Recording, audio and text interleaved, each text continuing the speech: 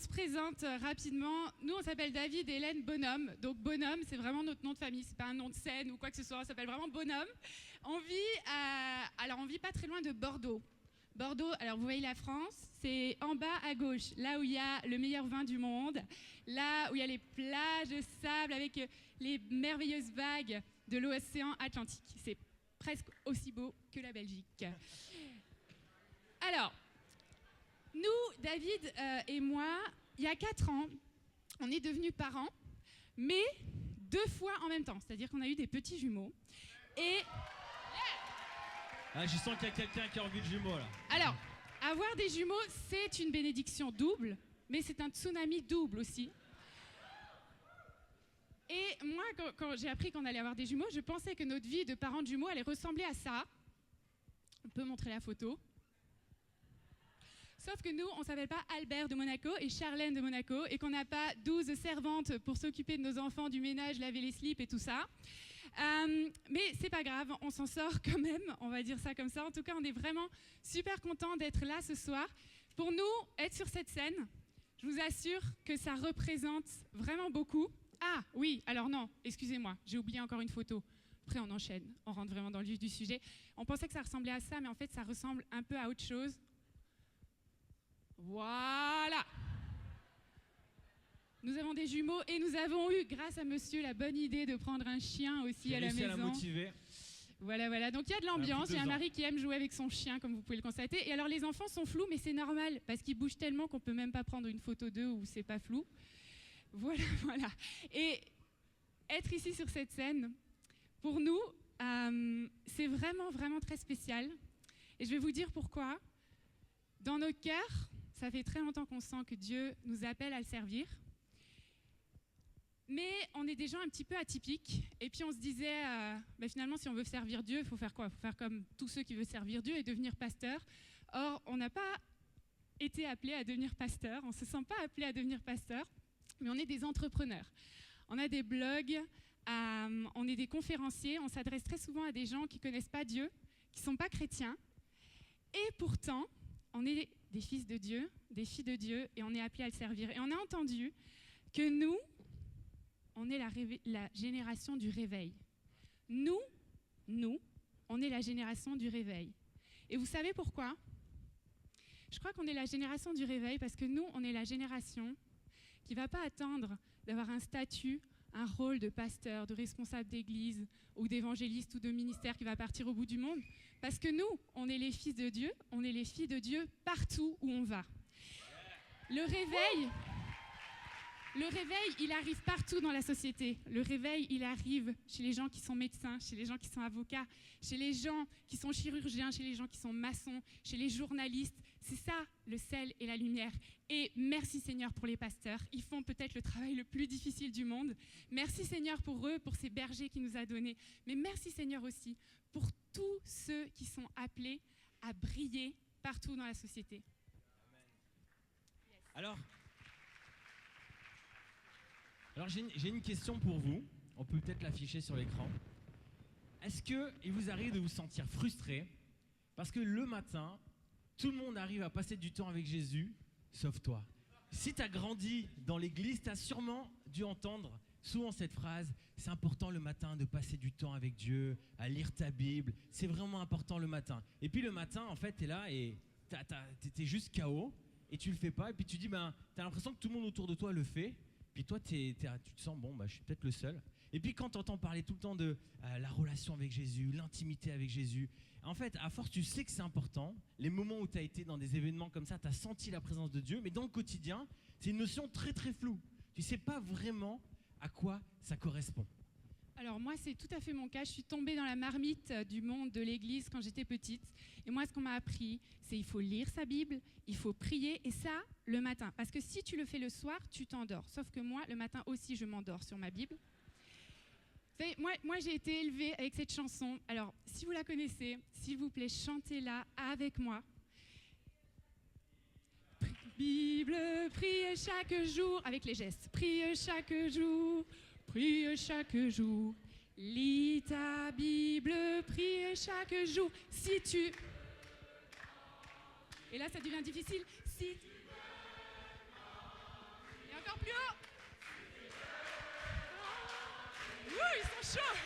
Lis ta Bible, prie chaque jour si tu veux grandir. Ah, ils sont bons. Ils sont bons. Sauf que. Vous êtes chaud là, on dirait qu'il y a un rythme un peu. Quand ça zouk, ta ta ta ta ta ta ta. On me l'a pas appris comme ça, moi, la chanson. Moi, je l'ai pas appris comme ça, la chanson. Hein. Sauf que moi ma vraie version de la chanson, c'était plutôt « Moi, je veux dormir et encore dormir ». Et pour moi, passer du temps avec Dieu, c'était cette culpabilité de... Il faut le faire parce que tu sais que c'est comme ça que tu seras spirituel, tu sais que c'est comme ça que tu auras une bonne vie, tu sais que c'est comme ça que tu réussiras tout, que le diable ne pourra pas t'attaquer et que tu vas grandir. Sauf que j'y arrivais pas parce que j'étais fatiguée et que j'avais toujours cette sensation, tous les autres ils y arrivent, sauf moi. Moi, à l'inverse, je suis un peu l'opposé d'Hélène. J'ai grandi dans l'église aussi, mais moi, disons, le côté culpabilité, ça marchait pas très bien avec moi. Donc moi, le matin, c'est sûr que je le sentais pas. J'étais plutôt quelqu'un un lève-tard. Et puis, je me disais tout le temps, bon, mon temps avec Dieu, c'est quand je le sens. Quand j'aurai un peu de temps, en mode feeling. La réalité, c'est que j'avais pas de temps. Et moi, le matin, je suis du genre, je sais pas s'il y a des gens qui vont se retrouver là-dedans. Vous savez, quand on avait encore des vieux réveils avant d'avoir les portables, le snooze. Donc ça sonne, et allez, à 5 minutes.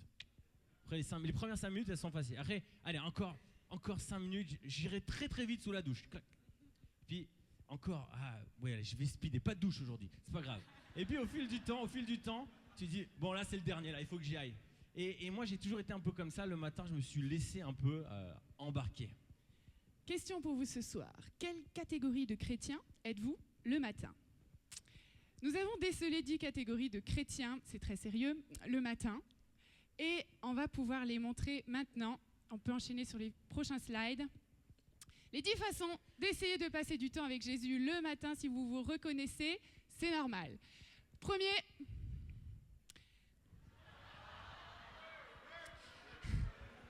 on voit rien, vous en faites pas. c'est censuré. Alors, il n'y a pas longtemps, c'est bon, l'émotion est passée, on peut enchaîner. On va revenir à un slide pour éviter de choquer tout le monde. Moi, en fait, il y a quelques temps, on parlait de ça, lire la Bible, prier, et puis je disais à mon mari, je dis David, toi, je suis désolée, tu lis pas ta Bible, je ne te vois jamais lire ta Bible. Il me dit, bah c'est normal que tu me vois jamais, parce que moi, je la lis sur YouVersion, vous savez, cette application mobile, et je la lis aux toilettes. Voilà. Deuxième. Alors, deuxième catégorie, on peut aller au slide suivant, c'est celui qui est très speed le matin, comme moi, il met son snooze, et puis là, il faut qu'il trace, il prend la voiture, et là, il se dit, bon, c'est quand même, j'ai une demi-heure de route, je vais passer du temps avec Jésus dans la voiture. Alors il est là, il est oh Seigneur, oh Seigneur. Et là c'est la voiture, c'est son temps avec Jésus en mode inspiration. Troisième sorte de personne, c'est le gars, il prie mais seulement après 5 cafés. Est-ce qu'il y a des gens comme ça? J'ai remarqué que les pasteurs sont un peu comme ça. Ceux-là, en général, c'est les plus dangereux, il faut les fuir, c'est les plus agressifs. Vous ne leur adressez pas la parole avant 10h du matin, qu'ils aient eu le temps de boire 5 cafés. Alors le suivant, c'est l'hyperactif. Alors lui c'est souvent le leader dans l'église. C'est celui qui s'investit partout. Puis à la fin, il est là, il reste à la fin, il met les chaises, il se couche tard. Le matin, il doit être encore là, répète. Il est juste à fond, puis il part dans tous les sens. Alors lui, son truc, c'est aussi un peu comme le profil d'avant dans la voiture. Il se met un petit CD Dillsong dans la voiture, puis il se dit, ouais, c'est bon, ça c'est mon temps avec Dieu. Alors celui-là, c'est mon préféré. Le prochain. Ah, petit changement d'ordre. C'est pas grave. Ça, c'est moi alors, c'est le mien. Vas-y, c'est le tien. On est en mode youtubeur.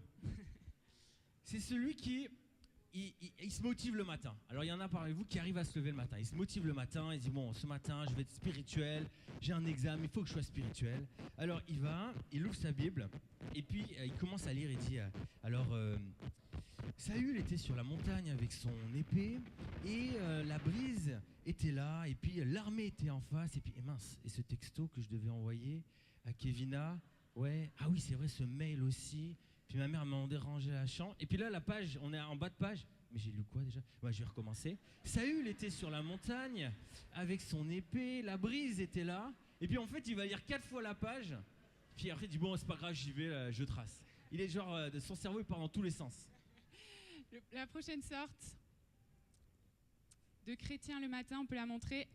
Slide suivant. Ah, il y en a deux qui ont... C'est pas grave, c'est le tien aussi. Alright, je suis perdu.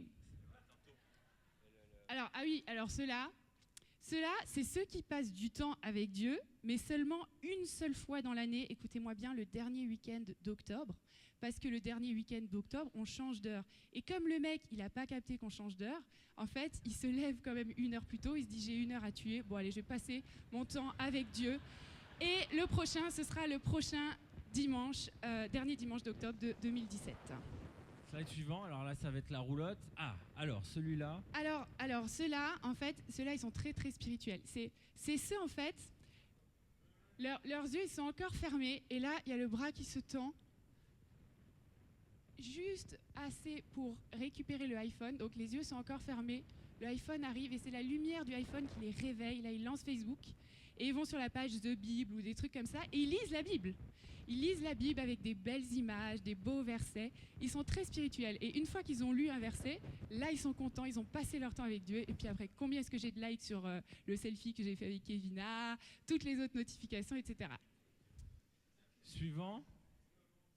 Alors, celui-là, on a dit hashtag rrr.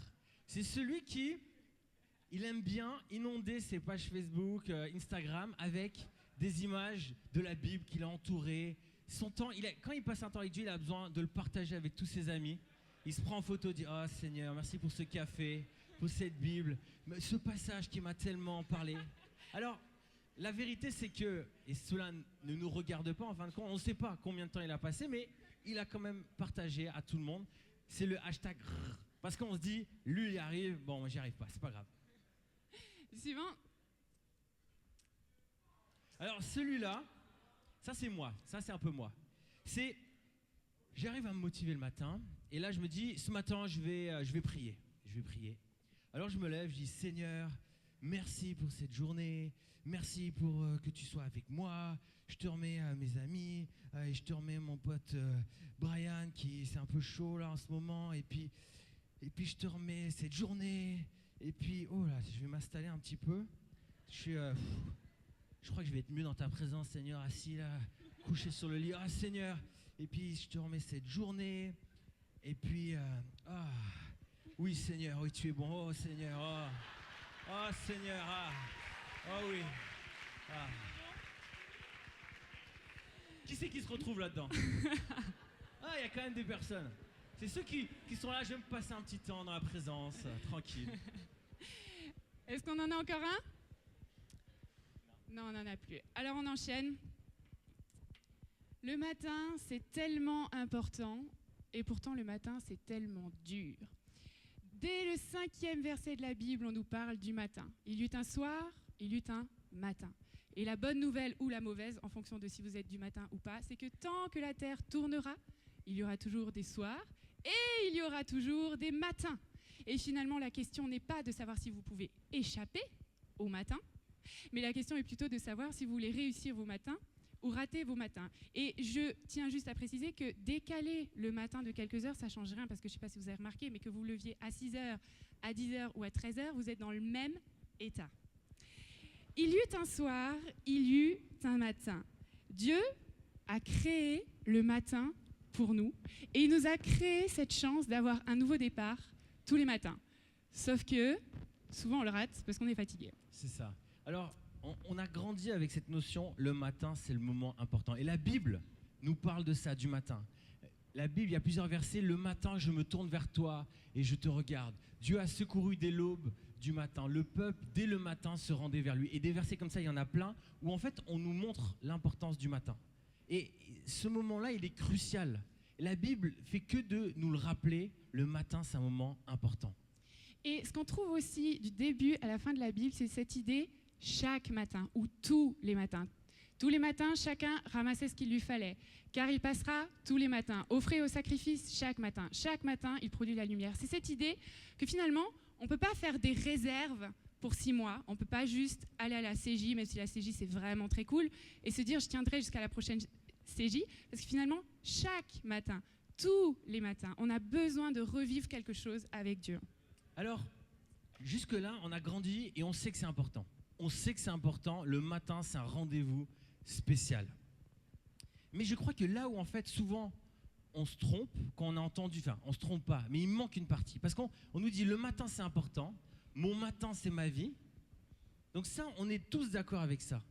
Mais maintenant la question c'est comment on arrive à se lever tôt le matin? Comment concrètement, de manière très très pratique, on arrive à devenir quelqu'un du matin pour avoir du temps avec Dieu?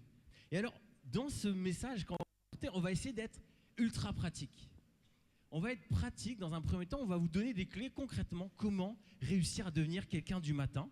Et ensuite, l'autre chose, c'est qu'on nous dit tout le temps, en tout cas moi j'ai grandi avec ça, je suis fils de pasteur, donc j'ai entendu ça, la relation avec Dieu, la relation avec Dieu, la relation avec Dieu, ton intimité avec Jésus, c'est ça, j'ai entendu tout le temps. Et en fait, je ne savais pas quoi faire dans ces temps-là. Je me lève le matin, on a vu dans les exemples, et en fin de compte, si je suis sincère avec vous, ça ressemblait souvent à l'un des cas. C'était pas très très intense, et je ne savais pas quoi faire. Pourtant j'étais leader, je faisais plein de choses, je ne savais pas quoi faire dans ce moment. Déjà, j'y arrivais pas souvent, et quand j'y arrivais, je ne savais pas quoi faire. Alors, la bonne nouvelle, c'est que être du matin, c'est possible. Et nous en avons la preuve, puisque nous connaissons 2 personnes dans notre entourage. Je vous assure, ces 2 personnes sont du matin. Ce sont nos 2 garçons, Roman à droite, Adelin à gauche. Et je peux vous dire qu'ils sont du matin quand, à 6h30, de leur douce voix, ils sortent du lit, ils hurlent, ils courent jusqu'à notre chambre, ils se mettent en position bombe et ils nous sautent dessus pour nous réveiller. Eux, ils sont vraiment, vraiment du matin. Et ils me font réfléchir. Ils me font réfléchir à ces souvenirs que vous avez peut-être, si vous déballiez les cadeaux de Noël le 25 décembre au matin, de comment vous étiez déjà le 24 au soir en vous couchant, et comment c'était pas dur de se lever le 25 décembre pour aller ouvrir nos cadeaux de Noël. Pour les enfants, c'est tous les matins Noël. Et pour nous aussi, ça peut être tous les matins Noël. Alors concrètement, comment on fait pour devenir quelqu'un du matin? Alors on va avoir 2 zones. Une première zone où on va vous donner des conseils pratiques. On va être très terre à terre sur comment devenir quelqu'un du matin.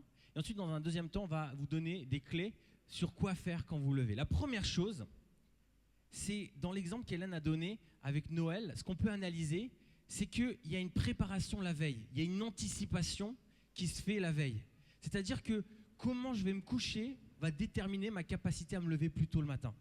Et alors, comment ça se passe?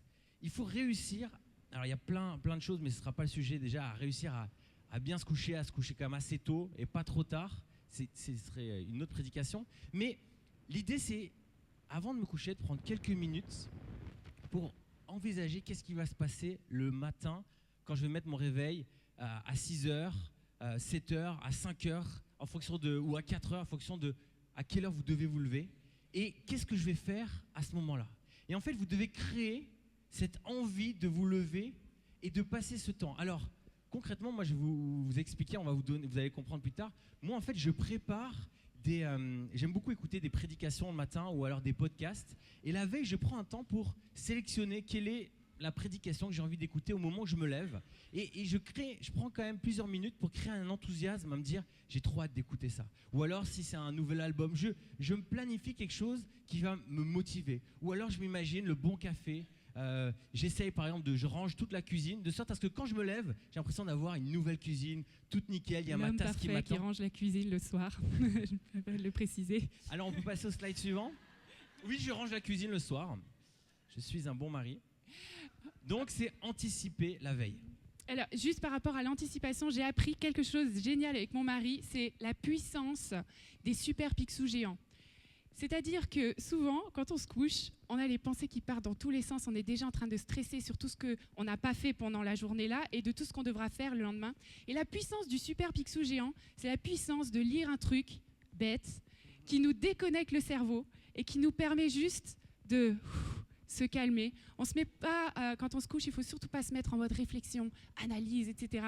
Parce que si on lit un super pixou géant, vous voyez de quoi je parle quand je dis super pixou géant? C'est les magazines. Ah, vous avez passé en Belgique, Picsou. vous manquez quelque chose. Picsou. Donald. En gros, des BD de Picsou, Donald, tu connais BD, ça? Quoi. Vous regardez une BD. Une BD. La Belgique quand même, la BD. Des histoires Vous avez des bonnes BD ici. de Donald, de Dingo, de Picsou, des trucs comme ça, très intellectuels qui finalement vous aident à débrancher votre cerveau. Ensuite, un truc incroyable qui marche vraiment bien pour devenir quelqu'un du matin, c'est vous êtes couché ici, mais vous mettez votre réveil à l'autre bout de la chambre. Comme ça, vous êtes obligé d'aller dans le froid de la chambre pour aller l'éteindre. On vous a dit c'était pratique, hein, on est très pratique. Mettre le réveil à l'autre bout de la chambre. Une fois qu'on a fait ça, donc je suis à l'autre bout de ma chambre, j'éteins mon réveil. Là, la partie n'est pas encore gagnée. Parce que je peux toujours avoir la tentation de revenir me coucher. Donc, à côté de mon réveil, j'ai placé l'arme secrète. On peut la montrer aussi sur la slide. C'est la brosse à dents. Et c'est très sérieux, ne rigolez pas. Quand je suis arrivée ici, j'attrape ma brosse à dents. Je vais dans ma salle de bain, je vais au lavabo et je me brosse les dents. Pourquoi est-ce que je me brosse les dents? Déjà parce que ça augmente mon estime de moi-même, parce que j'ai une meilleure haleine. Et ensuite, parce que se brosser les dents, c'est machinal. On n'a pas besoin de réfléchir. Donc notre cerveau, il n'a pas besoin d'être encore réveillé. Et pendant les 3 minutes que je me brosse les dents, j'ai le temps de créer en moi cette sensation de oui, je suis réveillée et en plus, je sens bon de la bouche. Ensuite, le verre d'eau. Alors là, je me transforme un petit peu en professeur de biologie, n'est-ce pas? Mais en fait, quand vous vous réveillez le matin, cette sensation de fatigue ne vient pas forcément du fait que vous n'avez pas assez dormi. Parce que finalement, à 6 heures, vous avez ce sentiment de fatigue, mais à 10 heures, vous l'avez aussi si vous faites la grasse matinée. C'est juste que votre corps est déshydraté. Donc, si je bois un verre d'eau, je vais encore plus faire partir cette sensation de fatigue extrême et je vais me dire « Ah, ben c'est bon, en fait, il est 6h03 et je suis vraiment réveillée. » Et ensuite, le 5e. Alors là, il y en a qui vont être contents, il y en a qui vont me jeter des cailloux. Bouge, fais du sport. Et ce n'est pas une blague. Il y en a déjà qui se disent « Oh là là, je ne suis pas sportif, au secours, déjà se lever à 6h, en plus faire du sport, quelle horreur !» J'étais comme ça. Je peux vous dire que je fais du sport le matin, pas longtemps, 10 minutes par matin. Il y a 6 mois, j'étais incapable de faire une seule pompe. Vous voyez, j'ai fait comme ça. Et je retombais sur le sol. Aujourd'hui, mesdames et messieurs, je suis capable de faire 2 pompes. Ce qui représente une augmentation de 200% de ma capacité à faire des pompes. Et vous savez, faire du sport, j'ai réalisé ça. Ah non, pas démonstration. Faire du sport, j'ai réalisé que c'était super spirituel en fait. Et vous voulez que je vous dise pourquoi? Alors d'abord, il y a la raison très biblique qu'en fait nous sommes le temple du Saint-Esprit, que nous devons prendre soin du temple du Saint-Esprit, qui est une bonne raison. Et il y a une autre raison. Pourquoi est-ce que c'est spirituel du faire du sport? Tout simplement parce que faire du sport, ça réveille. Et donc, comme on est réveillé, et qu'après on va lire notre Bible, et qu'après on va pas s'endormir sur notre Bible, eh ben c'est très spirituel. Vous me suivez mon raisonnement? Alors concrètement, comment on va rentrer encore plus dans la pratique? Faire du sport, c'est un grand sujet. Alors si vous avez la possibilité d'aller dehors, de courir, faites-le parce que l'air frais, c'est vraiment génial pour se réveiller. Puis moi, c'est vraiment les meilleurs moments avec Dieu. Je vais dehors, j'ai la louange dans les oreilles. Et là, je sens mon corps en mouvement et je commence juste à prier, parler en langue, appeler sa présence. Et ça me réveille et ça me dynamise. Maintenant, quand il pleut, maintenant, quand je suis en déplacement et que je ne peux pas courir dehors, j'utilise une petite application qui s'appelle Fitzup, F-I-Z-Z-U-P. Mais il en existe plein d'autres. Sur YouTube, vous pouvez taper. Et en fait, c'est juste quelques minutes de fitness. Alors, ça va être ça, ça va être ça, ça va être des pompes, des choses comme ça. En fait, c'est tout bête, mais le matin, on a besoin d'être guidé. On ne sait pas quoi faire. Et généralement, quand je fais ça, je mets de la louange ou j'écoute une prédication en même temps. Du coup, mon corps est en train de se mettre en mouvement, mes pensées se mettent en mouvement. Et après, je suis prêt à rentrer dans mon temps avec Dieu. Right. Alors ça, c'était les 5 manières de devenir du matin. Vous vous souvenez? Anticipation le soir d'avant, lire une bonne BD qui nous permet de déconnecter. Ensuite, le réveil à l'autre bout de la chambre, la brosse à dents, le verre d'eau et un petit peu de sport. Et maintenant, on va essayer de vous raconter un petit peu les rituels que nous, on a mis en place pour passer du temps avec Dieu le matin sans se rendormir. Ça ne veut pas dire que vous devez tout faire comme ça, mais notre idée, c'est justement de vous donner des idées pour que vous voyez que finalement, passer du temps avec Dieu le matin, ça peut être motivant.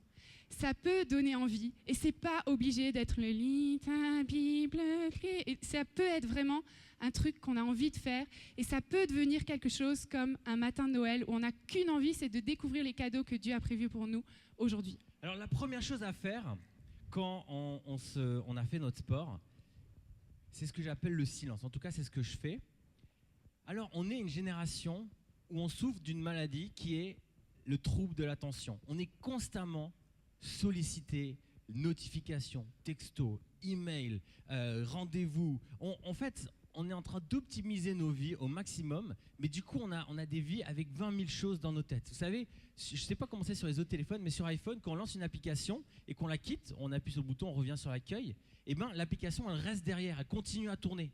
Et puis, je ne sais pas si vous êtes comme moi, mais en fait, on va lancer plein d'applications dans la journée, il va y avoir 10, 20, 30 applications, puis au bout d'un moment, le téléphone, il ne suit plus du tout, et on se dit, mais qu'est-ce qui se passe? Et là, on regarde, on dit, waouh, toutes ces applications, c'est normal que ça bug. Ben, c'est un peu ce qui se passe le matin quand tu te lèves, c'est que tu as plein de choses qui se passent dans ta tête. Surtout si tu es de ma génération ou même en dessous, c'est que tu es constamment sollicité parce qu'en fait, tes infos, il y a plein d'infos qui viennent dans ta tête. Et le fait de prendre un temps dans le silence, c'est une manière de muscler tes pensées.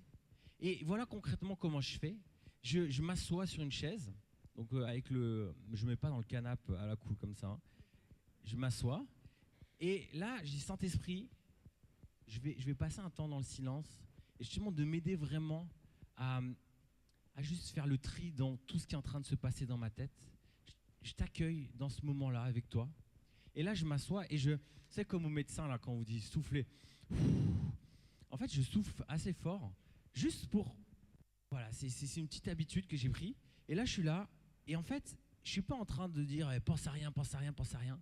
Je suis juste en train d'essayer de ressentir la présence du Saint-Esprit là maintenant et m'attendre à ce qu'il me parle. Et dès que mes pensées elles partent sur un truc à l'autre bout, genre un mail que Kevina doit m'envoyer, je refocalise sur mon souffle et je dis Saint-Esprit, aide-moi juste là à juste faire le tri. Et souvent en fait on se rend compte dans ce moment de silence qu'on est stressé, on est tendu, on a une douleur dans le dos et en fait on se rend compte d'applications qui sont en fonctionnement et qu'on n'avait pas capté. Alors ça peut durer quelques minutes, 1 minute, 2 minutes, 5 minutes, 10 minutes, ça dépend de vous.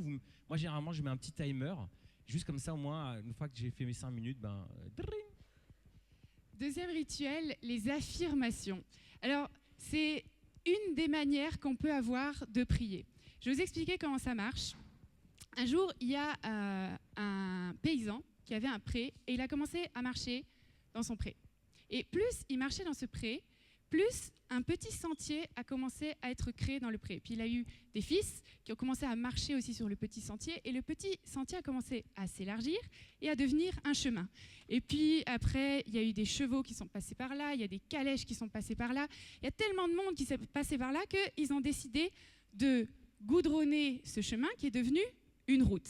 Et il y avait tellement de passages sur cette route, il y avait un tel trafic qu'ils ont décidé que ça devienne une autoroute, l'autoroute par laquelle on est arrivé ici avec notre voiture. Je ne suis pas spécialiste du cerveau, mais il se trouve que Dieu nous a donné un cerveau. Regarde ton voisin et dis-lui, Dieu m'a donné un cerveau. Alléluia. Dieu nous a donné un cerveau. Il y en a que ça a l'air d'étonner. C'est une grande nouvelle ce soir. Dieu nous a donné un cerveau. C'était la révélation. C'est bon. Dieu nous a donné un cerveau. Et dans notre cerveau, il y a aussi des petits sentiers, des petits chemins, des routes, et il y a aussi des autoroutes. Les spécialistes appellent ça un circuit neurologique. Ça veut dire que plus on va penser quelque chose, plus on va élargir ce chemin-là, et plus ça va être naturel et habituel de penser cette chose-là. Or, la Bible nous dit que nous sommes tels que les pensées de notre âme. Autrement dit, plus on va penser quelque chose, plus on va penser quelque chose, plus on va penser quelque chose, et plus notre vie va ressembler à ça. Pourquoi est-ce que je vous dis ça? Parce que notre dialogue intérieur, ça peut ressembler à plein de choses, du style « j'y arriverai jamais », du style « je suis nul », du style « je suis moche », du style « tous les autres y arrivent sauf moi », du style « tous les autres sont appelés sauf moi », du style des mensonges aussi sur Dieu, « Dieu ne s'intéresse pas à moi »,« Dieu ne m'aime pas assez »,« Dieu ne s'occupe pas de moi »,« Dieu me punit parce que je n'ai pas passé du temps avec Dieu ». Moi, j'étais une spécialiste de ça, c'est-à-dire si ma voiture démarrait pas ou si j'arrivais en retard en cours, je me disais que c'était parce que j'avais pas passé du temps avec lui, j'avais rien compris. Et les affirmations, c'est une manière de prier pour élargir les sentiers qui sont chimiques et biologiques parce que Dieu nous a créés comme ça. Plus on va penser quelque chose, et plus notre vie va ressembler à cette chose. La Bible dit bien que tout ce qui est bon, tout ce qui est juste, tout ce qui est honorable, tout ce qui est digne de louange, que toutes ces bonnes choses soient l'objet de vos pensées. Mais quel est vraiment l'objet de nos pensées? Quel est l'objet de mes pensées? C'est mince, j'ai encore oublié de faire les courses, il n'y a plus de bananes, il n'y a plus de carottes, les enfants ont encore frappé le chien. Mon mari est arrivé en retard, comment est-ce que je vais réussir à faire tout ce que j'ai à faire aujourd'hui, etc., etc. Est-ce que c'est des choses bonnes, dignes d'approbation, dignes de louange? Je ne crois pas. Mais c'est pas grave, ça ne veut pas dire que je suis une mauvaise personne, ça veut juste dire que mes sentiers sont devenus un petit peu trop larges et mes autoroutes sont devenues un petit peu trop larges. Et la bonne nouvelle, c'est qu'on peut fermer ces autoroutes-là et les remplacer par d'autres autoroutes qui vont être les autoroutes de la vérité de Dieu dans notre vie. Alors ce qu'on peut faire concrètement, c'est affirmer la Bible. Une manière de combiner lecture de la Bible et prière, pour ceux qui veulent gagner encore plus de temps et optimiser encore plus de temps, c'est vous prenez un verset et vous l'affirmez. C'est en même temps vous imprégnez de la Bible et c'est en même temps prier. Et vous affirmez ce verset et vous affirmez ce verset. Alors, il faut y mettre de l'émotion, de l'intention, vous faites comme si vous étiez en cours de théâtre et vous affirmez ce verset-là. Affirmez aussi la parole de Dieu, mais pas forcément écrite, mais des paroles que Dieu vous a données, une prophétie que vous avez reçue un jour, ou tout simplement une vérité. Je suis belle, je suis gentille, je suis intelligente, je suis quelqu'un qui est appelé par Dieu, je suis une bénédiction pour les gens autour de moi, etc., etc. L'affirmation. Le point suivant, c'est ce que nous on appelle la visualisation. Alors, il y a 2 ans, on était dans une phase de notre vie, on était en mode ultra sain, on mangeait que des carottes, des fruits, enfin on était au taquet. Et il y avait une grande épreuve devant nous, on allait passer 1 mois aux États-Unis. Et c'était vraiment un grand défi pour nous. Et on est arrivé la première semaine et on s'est vraiment surpris, on n'a pas mangé de burger, on n'a pas pris de soda, on en avait juste pas envie. Mais tous les jours, ce qu'il faut savoir aux États-Unis, tous les jours, on a des images de burgers hyper appétissants, avec une sauce incroyable. Et puis voilà, la première fois, on dit « ouais, je regarde pas ». Et puis en fait, il y en a 10, il y en a 20. Après, il y a les pubs. Après, on voit ce coca qui pétille, qui coule. On dit « oh là, non, je regarde pas ». Et puis en fait, on est comme ça, bombardé d'images. Moi, je travaille dans les médias, la communication. On est juste bombardé d'images, c'est une stratégie classique. Et en fait, on n'est même plus maître de nos pensées. On est constamment guidé par la publicité qui nous dit quoi manger, quoi boire. Et en fait, au bout d'une semaine, on a craqué et on a attaqué le burger, on a attaqué le coca. Et en fait, c'est un peu la même chose dans notre vie spirituelle. On a besoin, ceux qui sont très visuels, ça va les aider. On a besoin de visualiser aussi ce que Dieu nous promet. Alors, il y a 2 manières de faire. Je vais vous donner 2 manières. Une première, c'est faire ce qu'on appelle un peu un dream board, pour ceux qui connaissent. C'est en fait, vous allez prendre des photos de, si Dieu t'a dit, par exemple, tu vas être un prédicateur, ou Dieu t'a dit, tu vas faire une entreprise, ou tu as reçu, tu veux, je sais pas, être un grand footballeur. Mais en fait, juste simplement, découpe ces images, et visuellement, quand tu te lèves le matin, tu prends ce temps, tu regardes ces images, et puis tu dis, Dieu, merci parce que je crois que tu m'as appelé à avoir cette carrière. Je crois que je vais être une bénédiction. Et en fait, tout simplement, ça appuie visuellement des vérités. Et alors, tu peux les mettre sur ton frigo, tu peux les mettre un peu partout. Il faut que ça habite tes pensées. L'autre manière, c'est quand tu pries, ferme les yeux et puis juste demande au Saint-Esprit de t'inspirer pour que tu commences à visualiser la destination. Moi, je fais beaucoup de coaching et quand je coach quelqu'un qui me parle de son projet, généralement, l'erreur de base, c'est que le projet n'est pas bien défini. C'est comme si maintenant vous preniez un taxi, le chauffeur vous dit vous allez où? Et vous dites bon Bruxelles vers le nord, une maison, il y a un chemin devant et c'est dans un quartier. D'accord? Et quoi d'autre? Pour l'instant, c'est ça. Et en fait, souvent on est comme ça. On a envie de grandes choses, on a envie de lancer un projet, on a envie de faire plein on a des aspirations, mais en fait elles sont pas claires. Donc on ne sait pas la destination. Donc le chauffeur, en fait, il ne peut pas nous emmener parce qu'on n'est pas au clair. Et le fait de prendre du temps le matin, de prier et de juste dire Dieu, tu m'appelles à ça, et à quoi ça ressemble? Montre-moi, donne-moi des images. Et en fait, le fait de prendre ce temps-là, en fait, ça clarifie la destination. 4e rituel, la formation, se former. J'ai été très marquée justement pendant ce temps-là où on était aux États-Unis. On n'a pas fait que manger des burgers et boire du coca pendant 1 mois. On était chez des super amis et les gens qui nous ont accueillis, la dame, elle a 4 enfants et elle m'expliquait qu'elle, tous les matins, elle prend du temps pour lire un livre. Alors elle lit sa Bible, mais elle lit aussi des livres pour apprendre des choses et pour se former sur des choses. Et elle me disait, tu sais, moi j'ai fait des études, je suis diplômée pour avoir appris un métier, mais je sais qu'aujourd'hui, ce que Dieu m'appelle à faire, c'est de m'occuper de mes 4 enfants. Et je me suis dit, finalement, quand je serai devant Dieu, une des grandes choses pour laquelle j'aurai à rendre compte à Dieu, c'est comment est-ce que je me serais occupée de mes enfants. Et elle m'a dit, c'est quand même dingue, parce que pour les choses qui comptent moins pour moi, c'est-à-dire mon métier en ce moment, je me suis formée pendant 5 ans, mais pour m'occuper de mes enfants, j'ai jamais rien appris. Et je ne sais pas comment ça marche. Et souvent, on croit que parce que Dieu nous a appelés à faire quelque chose, ça doit se télécharger tout seul, toutes les compétences, toutes les choses qu'on doit savoir faire pour le faire. Et on s'imagine, non, mais moi j'ai eu une prophétie, j'ai été appelée par Dieu, donc c'est bon, je suis censée savoir le faire tout de suite. Et comme on ne sait pas le faire tout de suite, on se sent nul, on s'embête, et on a l'impression qu'on est passé à côté de notre appel. Alors qu'en fait, non, Dieu, la sagesse de Dieu, elle est partout. Elle est dans la Bible, mais elle a été aussi révélée à plein de gens qui, pendant 20 ans de leur vie, ils ont étudié un sujet à fond. Vous avez des chrétiens, on en parlait cet après-midi à l'atelier, qui était vraiment cool. Il y a des gens qui ont étudié pendant 20 ans de leur vie, des chrétiens, l'alimentation selon la Bible. Des gens qui ont étudié, des chrétiens aussi, les pensées selon la Bible, les finances selon la Bible, le couple selon la Bible, être un parent selon la Bible.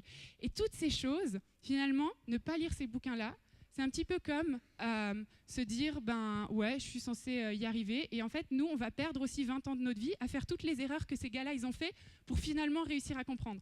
Donc eux, ils ont perdu 20 ans de leur vie à étudier, à chercher, à comprendre, à expérimenter. Et nous, on pourrait gagner ces 20 ans juste en lisant un bouquin. Alors, je m'adresse maintenant à tous ceux qui sont en train de dire « mais je crois que je me suis trompée d'événement » parce que je déteste lire et je ne voulais pas qu'on me dise que je dois lire beaucoup le matin. Alors, rassure-toi. On peut apprendre des choses aussi, pas que en lisant. On peut, comme David l'a dit tout à l'heure, écouter des podcasts, regarder des vidéos. Le problème, cependant, c'est que quand on écoute ou quand on regarde, nos pensées, elles ont quand même plus tendance à partir sur plein d'autres trucs qu'on voudrait faire ou qu'on aurait à faire. Alors que lire, mine de rien, nos yeux, ils sont rivés sur un truc. Notre cerveau, il est quand même occupé à déchiffrer ce qu'on est en train de lire et à essayer de le comprendre. Donc lire, ça nous aide vraiment à être concentrés. Donc toi qui n'aimes pas lire, je te lance ce défi de lire juste 3 pages par jour. Si tu fais le calcul pour un livre de 200 pages, 3 pages par jour, tu vas lire quand même au moins, en fait je voulais faire le calcul mais je ne l'ai pas fait à l'avance et comme je suis nulle en calcul mental ça ne marche pas, disons au moins 2-3 bouquins par an, un truc comme ça, vous voyez. Et donc en fait tu vas recevoir des pépites qui sont de Dieu, qui ont été révélées par Dieu à des gens qui ont un appel spécial sur des domaines spéciaux. Vous avez des livres sur le pardon, vous avez des livres sur la guérison, vous avez toutes sortes de livres et tu pourrais passer à côté de ces pépites si tu ne prenais pas juste ces 3 minutes pour lire 3 pages par jour, se former. C'est aussi ce que Dieu nous appelle à faire. Le 5e et dernier point. Alors celui-là, pour moi, c'est un défi pour moi, mais je sais combien c'est important. Souvent, vous avez entendu, qui c'est qui a entendu que le fait de faire un journal, c'était important, d'écrire ses pensées avec Dieu. Qui c'est qui... Ouais, quelques personnes. Qui c'est qui le fait vraiment? Ouais, quelques personnes. Ouais. Et est-ce que vous aimez ça? Ouais. Ouais, c'est intéressant. Le fait d'écrire, ça clarifie ses pensées. Souvent, on a l'impression que Dieu ne nous parle pas. On se dit, ouais, Dieu parle aux autres, mais moi, il ne me parle pas. Mais en fait, il nous parle, sauf qu'en fait, on ne prend pas le temps de l'écrire. Et le fait d'écrire, ça clarifie nos pensées. Et puis, c'est une manière, en fait, de dire, voilà, Dieu, tu m'as dit ça, je vais l'écrire. Et en l'écrivant, on clarifie notre pensée. Et en fait, souvent, ça va partir même plus loin.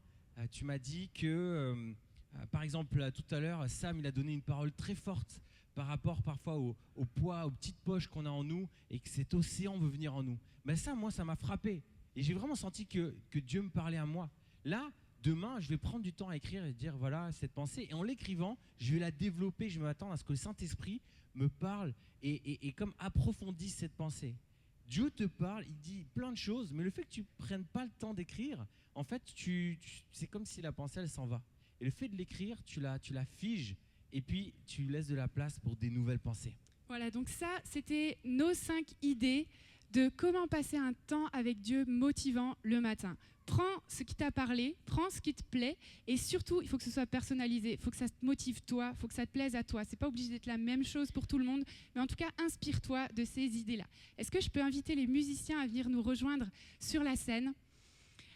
on va vous raconter maintenant, concrètement, comment ça se passe pour nous, au-delà de ces rituels-là. Comment finalement, cette pensée de comment tu te réveilles le matin va définir après comment tu vas passer toute ta journée. Est-ce que vous avez déjà remarqué ça? Quand on se lève le matin et qu'on est déjà stressé, on va être stressé toute la journée en général. Quand on se lève le matin et qu'on est énervé, on va être énervé toute la journée. Quand on se lève le matin et qu'on est genre énergie zéro, on va être énergie zéro toute la journée.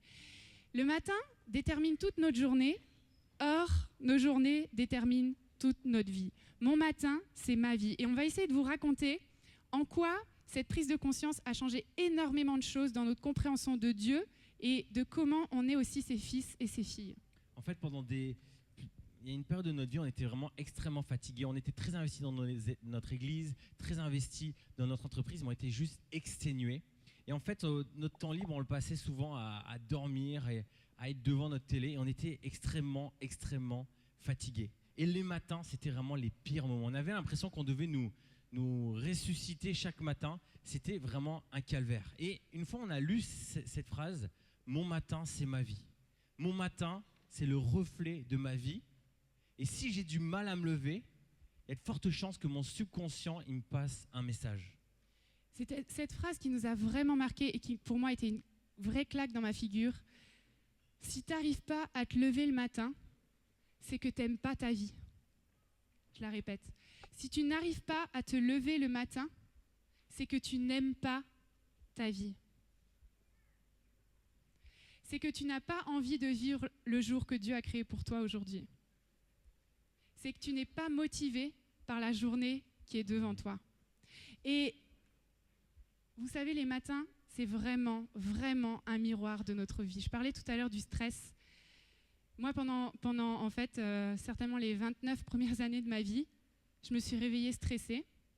Et c'était un véritable miroir de toute ma vie. Parce qu'en fait, ce que j'étais en train de me montrer à moi-même et de montrer à Dieu, c'est que je voyais mes journées comme une montagne qui allait m'écraser et qui voulait me faire du mal. Je voyais mes journées comme plein de possibilités d'être attaquée par le diable, plein de possibilités d'être jugée par plein de gens, plein de possibilités d'être critiquée, plein de possibilités d'être blessée. Alors bon, heureusement, je suis chrétienne, alors Dieu s'occupe de moi, mais ces stress dès le matin, est-ce que je vais y arriver? Est-ce que telle personne va m'aimer? Est-ce que si? Est-ce que ça? C'était le miroir de ce que j'avais vraiment au fond de mon cœur et qui était, en fait, j'aime pas ma vie. J'aime pas ma vie et je la vois juste comme une occasion de me faire avoir, et puis bon, peut-être que Jésus me protégera, peut-être que pas. Et puis, j'avais mes matins râleuses. Le pauvre homme a beaucoup souffert. Mes matins où, en fait, le premier truc que je faisais, c'était râler sur les enfants parce qu'ils venaient de nous sauter dessus, sur mon mari parce qu'il avait fait ça, sur telle personne parce qu'elle m'avait envoyé un texto pas gentil, sur ci, sur ça. Et là, pareil, je me suis dit, Hélène, si tu râles dès le matin, c'est que tu n'aimes pas ta vie, en fait. Parce que tu vas continuer à râler toute la journée, puis demain, tu râleras encore. Parce que quand on se lève le matin et qu'on râle, on passe une journée de mauvaise humeur, le soir, on se couche en râlant, et le lendemain matin, on râle encore plus. Et donc, je me suis dit, il faut absolument que j'inverse le cercle. Il ne faut plus que ce soit un cercle vicieux, il faut que ça devienne un cercle vertueux. Et je me suis rendu compte d'une chose qui a bouleversé mes matins et donc toute ma vie. J'ai commencé à regarder les deux exemples vivants qui sont chez moi et qui aiment se lever le matin. C'est des boules d'énergie. Et vous savez, un petit garçon de 4 ans qui reste sous sa couette et qui dit « Non, je ne veux pas me lever, je stresse, je ne veux pas aller à l'école et j'ai peur de ça. » C'est vraiment pas normal et ça veut dire que cet enfant de 4 ans a un énorme problème. Et Dieu nous dit qu'on doit être comme quoi? Comme des enfants. Et ça m'a fait réfléchir et j'ai commencé à les observer, mes deux petits gars. Et je me suis dit, qu'est-ce qu'ils font quand ils se lèvent? Qu'est-ce qui les motive vraiment? Au début, je me suis dit, en fait, ce qui les motive, c'est qu'ils vont retrouver tous leurs jouets, qu'ils ont encore joué jusqu'à 23h le soir alors qu'ils n'avaient pas le droit et tout ça. Donc ça, c'est le premier truc. Ensuite, ce qui les motive, c'est qu'ils vont s'amuser avec leurs frères, c'est qu'ils vont faire des aventures et tout ça. Ensuite, ce qui les motive, c'est qu'ils vont avoir leur biberon tout chaud avec du lait et du cacao et du miel. Mais ce qui les motive vraiment, c'est pas toutes ces choses qui arrivent après, c'est la première chose qu'ils font. Et vous savez ce qu'ils font, les enfants? La première chose qu'ils font, c'est ils courent retrouver papa et maman. La première chose qu'ils font en se levant, c'est de courir retrouver papa et maman. Et pourtant, je peux vous dire qu'ils les aiment, leurs jouets, Flash McQueen, Pat Patrouille et tout ça, ils les aiment. C'est presque de l'idolâtrie, mais bon, ça c'est un autre sujet.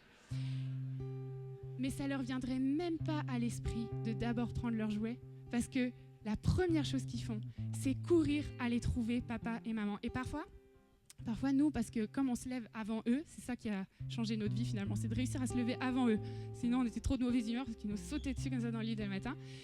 Et donc parfois, en fait, nous, on est dans notre bureau, on est en train justement de faire tous nos rituels du matin, de lire, de faire du sport ou autre, parce qu'ils se réveillent un peu plus tôt et du coup, ils ne nous trouvent pas tout de suite. Et ils sont en panique. Papa, t'es où? Papa, t'es où? Parce que c'est tellement normal pour eux que quand j'ouvre les yeux, papa est là et maman est là. Et vous savez pourquoi on est la génération du réveil? Parce qu'on est la génération qui va appeler Dieu papa. Et on est la génération qui va se lever le matin et qui va courir chez papa et chez maman, parce que Dieu est aussi une maman pour nous, la Bible nous le dit.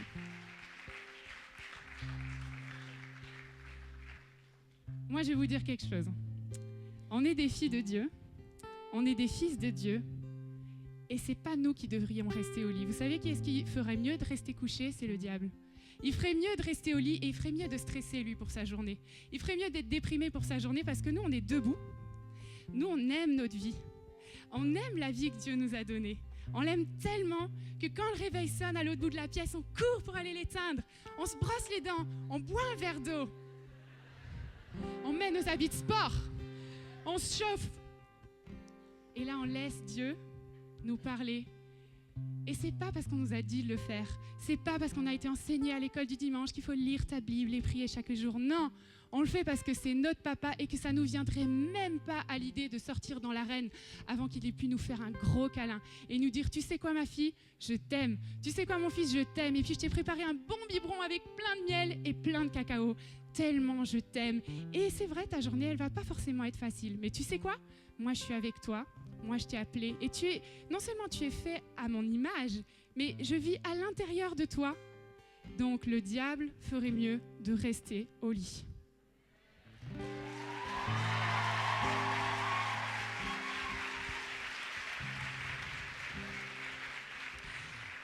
Ceux qui étaient à l'école du dimanche quand vous étiez petits, c'était certainement pour vous, je ne sais pas s'il y en a qui faisaient des jeux comme ça avec les copines de l'école du dimanche. Alors toi, c'est quoi ton verset préféré? Ah ben moi, c'est Jean 3,16. Ah ben moi, c'est 1 Jean 3,16. Trop cool. Bon, tout ça pour dire que j'ai un tout nouveau verset préféré. Maintenant, j'ai toute votre attention. Mon tout nouveau verset préféré, on peut le montrer. 2 Pierre 1,19. Est-ce que vous savez qu'un des noms de Jésus, c'est l'étoile du matin? Et nous estimons d'autant plus ferme la parole prophétique. Et ce soir, Dieu va vous parler avec une parole prophétique pour chacun dans cette pièce, à laquelle vous faites bien de prêter attention comme à une lampe qui brille dans un lieu obscur, jusqu'à ce que le jour commence à poindre et que l'étoile du matin se lève dans votre cœur. Et que l'étoile du matin se lève dans votre cœur. Est-ce qu'on peut se lever ensemble ?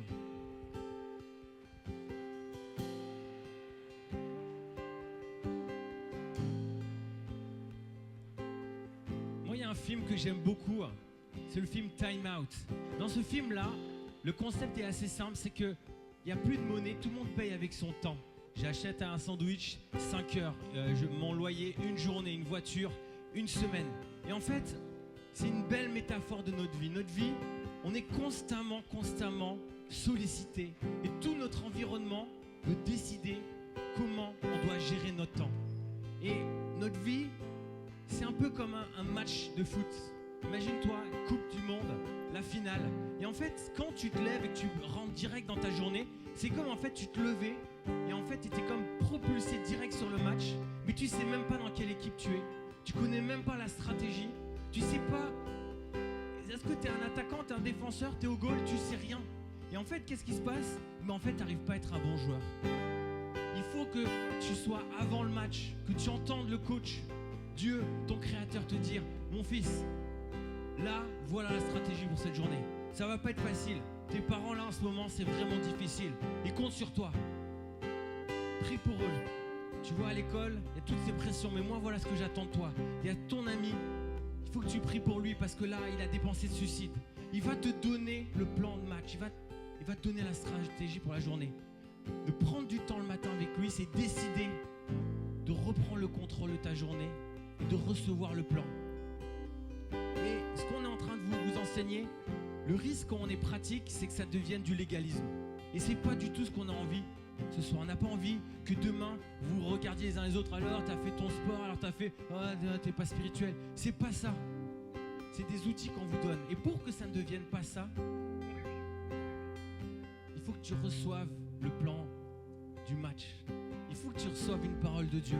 Et le verset était assez clair. La prophétie, elle précède l'étoile du matin. Et moi, je crois que ce soir, hier, j'ai vraiment eu cette parole forte qu'il va y avoir beaucoup de prophéties ce soir. Parce que quand tu sais qu'est-ce que tu dois faire dans ta journée, c'est facile de dire non aux tentations. Souvent, on est en train de faire du sin management. On est en train de dire, il faut que j'arrête de faire ça, il faut que j'arrête de faire ça, il faut que j'arrête de faire ça. Et c'est dur en fait, quand dans nos contextes, on est constamment tenté. Mais ce que Dieu il veut faire, lui, c'est du vision management. Il veut te donner une parole pour que ta journée, tu saches dans quelle direction tu ailles. Et tu saches dire non. Tu saches dire non à cette tentation, non à ça. Alors ce soir, on va appeler la présence de Dieu. On va s'attendre à des paroles fortes qui te parlent personnellement, ou alors on a plusieurs personnes qui ont vraiment ce don de prophétie. On va s'attendre à ce qu'ils parlent alors que la louange va commencer. Saint-Esprit, bienvenue. On lève nos poings pour te dire bienvenue dans cette salle.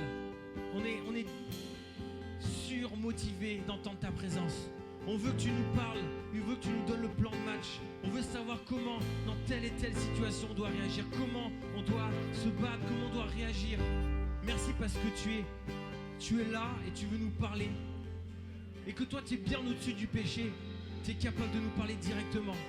Et tu vas parler puissamment alors qu'on est en train de t'adorer et qu'on s'attend à ta présence.